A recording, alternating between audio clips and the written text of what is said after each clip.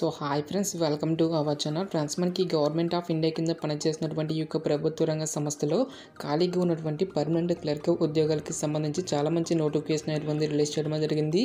ఈ యొక్క పోస్ట్కి 10th 10+2 క్వాలిఫికేషన్ కలిగినటువంటి క్యాండిడేట్స్ అందరూ కూడా ఇక రిక్రూట్మెంట్కి అప్లై అయితే చేసుకోవచ్చు. ఎటువంటి అప్లికేషన్ ఫీజు అనేటువంటి కూడా మనం పే చేయాల్సినటువంటి అవసరం అయితే లేదు గైస్. ఎలాంటి ఎక్స్పీరియన్స్ అంటూ కూడా ఏమీ కూడా ఉండాల్సినటువంటి అవసరం అయితే లేదు. మనకు సొంత రాష్ట్రంలోనే పోస్టింగ్ అనేది ఉంటుంది కాబట్టి ఇంట్రెస్ట్ ఎలిజిబుల్ క్యాండిడేట్స్ డెఫినెట్గా ఈ యొక్క ఆపర్చునిటీని అయితే యూటిలైజ్ అయితే చేసుకోండి. ఈ విధంగా ఇక నోటిఫికేషన్కి సంబంధించి టోటల్ డీటెయిల్స్తో పాటు అప్లికేషన్ ప్రాసెస్ కూడా చెప్తాను కాబట్టి స్కిప్ చేయకుండా ఎండ్ వరకు చూసి అప్లికేషన్స్ అయితే సబ్మిట్ అయితే చేసుకోండి. ఫస్ట్ టైం మన ఛానల్ని విజిట్ చేసినా కనుక సబ్స్క్రైబ్ అయితే చేసుకోండి. అదేవిధంగా పక్కనే వచ్చే బెల్ ఐకాన్ కూడా యాక్టివేట్ చేసి పెట్టుకోండి ఫ్రెండ్స్. మీరు ఇచ్చేటువంటి లైక్స్ చాలా ఎంకరేజింగ్ అండ్ మోటివేషన్గా ఉంటాయి కాబట్టి సో ప్రతి ఒక్కరు కూడా వీడియోని లైక్ చేసి మీ ఫ్రెండ్స్ అండ్ ఫ్యామిలీ మెంబర్స్కి అయితే షేర్ చేయండి ఫ్రెండ్స్. డిస్క్రిప్షన్లో WhatsApp and Telegram channel link అనేది ఇవ్వడమే జరిగింది. సో ఇంకెవరైనా జాయిన్ అవుతుంది కనుక జాయిన్ అయితే అవ్వండి. గ్యాస్ మనకి ఇక నోటిఫికేషన్ ద్వారా టోటల్గా 8 డిఫరెంట్ టైప్స్ ఆఫ్ పోస్టులతో ఇక నోటిఫికేషన్ అనేటువంటి రిలీజ్ చేయడం జరిగింది. ఈ యొక్క ఉద్యోగాల్లో కొన్ని రకాల ఉద్యోగాలకి సంబంధించి ఎక్స్పీరియన్స్ అనేటువంటి అడగడం అనేది జరుగుతుంది.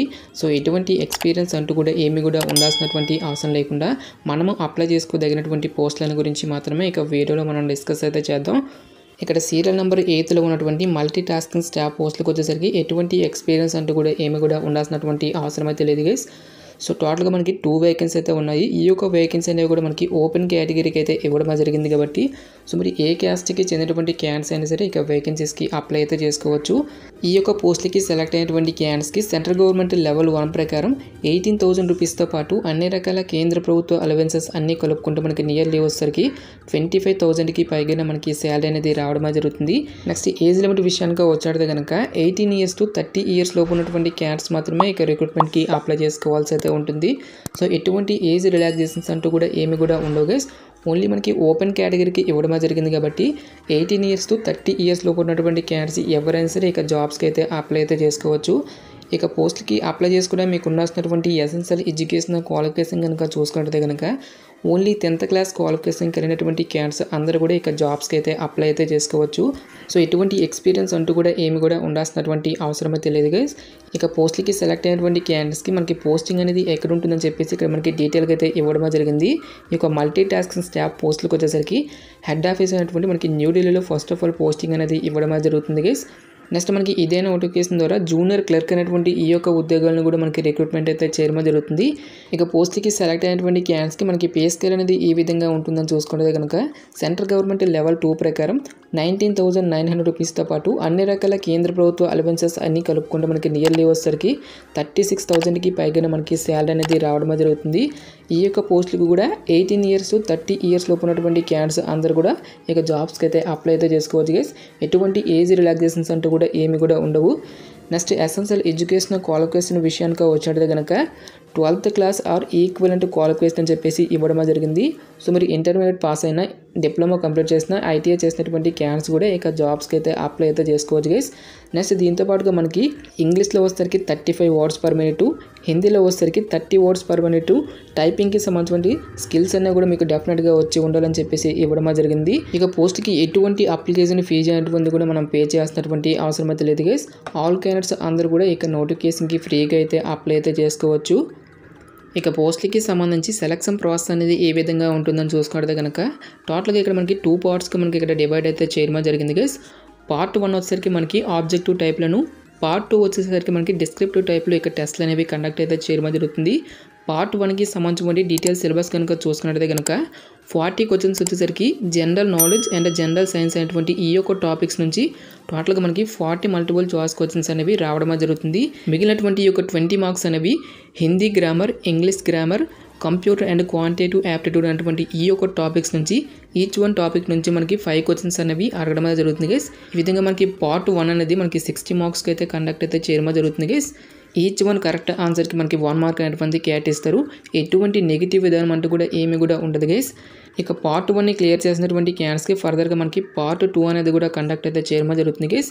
ఈ యొక్క టెస్ట్ వచ్చేసరికి ఇంగ్లీష్లో కానీ హిందీలో కానీ మీరు ఇక ఎగ్జామినేషన్ అనేది రాయాల్సి అయితే ఉంటుంది. టాపిక్స్ కనుక చూసుకున్నట్లయితే కనుక ఎస్ఐ అండ్ లెటర్ రైటింగ్కి సంబంధించినటువంటి ఈ యొక్క టాపిక్స్ నుంచి మనకి రిలేటెడ్గా ఇక టెస్ట్లు అనేవి కండక్ట్ అయితే చేయడం జరుగుతుంది. టోటల్గా మనకి 2 hours పాటు కూడా మనకి ఇక టైమింగ్ అనేది ఇవ్వడం జరిగింది.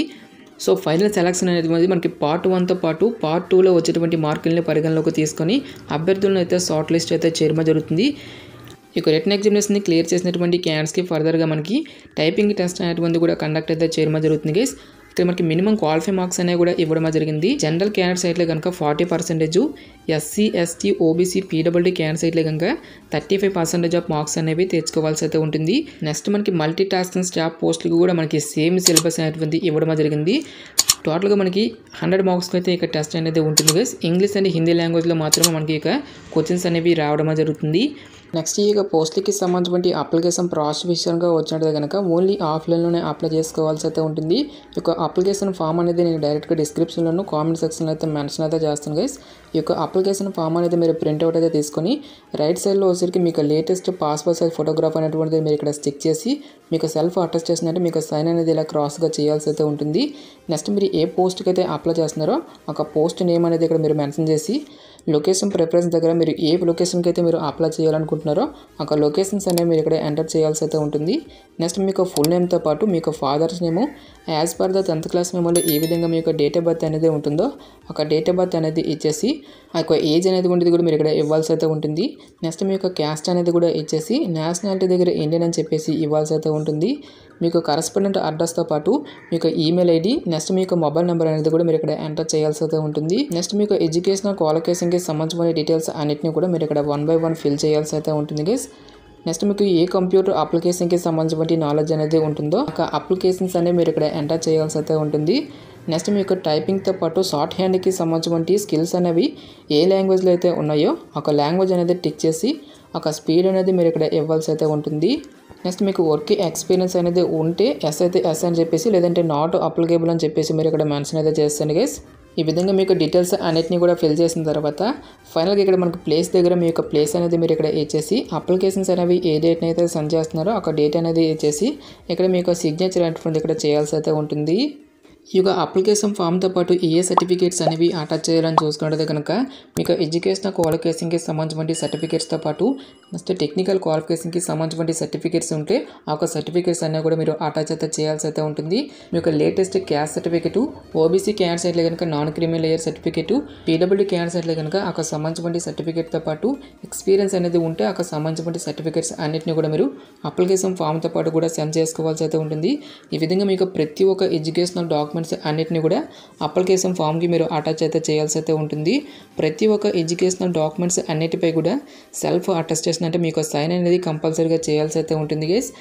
ఈ యొక్క అప్లికేషన్స్ అన్నిటిని కూడా ఒక ఎన్వలప్ కవర్లో పెట్టేసి ఈ యొక్క ఎన్వలప్ కవర్పై application for the post of అని చెప్పేసి మీరు ఏ పోస్ట్కి అయితే అప్లై చేస్తున్నారో ఒక పోస్ట్ నేమ్ అనేది రాసి సో మీరు ఏ లొకేషన్కి అయితే అప్లై చేయాలనుకుంటున్నారో ఒక లొకేషన్ అనేటువంటి మీరు ఇక్కడ ప్రిఫరెన్స్గా మీరు ఇక్కడ ఇవ్వాల్సి అయితే ఉంటుంది గైస్.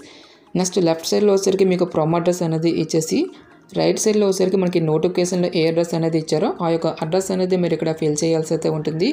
సో అప్లికేషన్స్ అనేవి సెండ్ చేసుకోవాల్సినటువంటి అడ్రస్ కనుక చూసుకున్నట్టయితే కనుక టు ద సెక్రటరీ సాహిత్య అకాడమీ రవీంద్ర భవన్ 35 ఫిరోజా రోడ్ న్యూఢిల్లీ 110001 అనేటువంటి ఈ యొక్క అడ్రస్కి మీరు స్పీడ్ పోస్ట్ ద్వారా కానీ లేదంటే రిజిస్టర్ పోస్ట్ ద్వారా కానీ అప్లికేషన్స్ అనేవి ఆఫ్లైన్లో సెండ్ చేసుకోవాల్సి అయితే ఉంటుంది. నెక్స్ట్ ఈ యొక్క పోస్ట్కి సంబంధించి ఇంపార్టెంట్ డేట్స్ విషయానికి వచ్చినట్లయితే కనుక ఆల్రెడీ మనకి జనవరి 6th నుంచి కూడా అప్లికేషన్ ప్రాసెస్ అనేది స్టార్ట్ కావడం జరిగింది. ఇక లాస్ట్ డేట్ విషయానికి వచ్చినట్లయితే కనుక ఫిబ్రవరి 5th వరకు కూడా అప్లికేషన్స్ అనేవి ఆఫ్లైన్లో సెండ్ చేసుకోవాల్సి అయితే ఉంటుంది.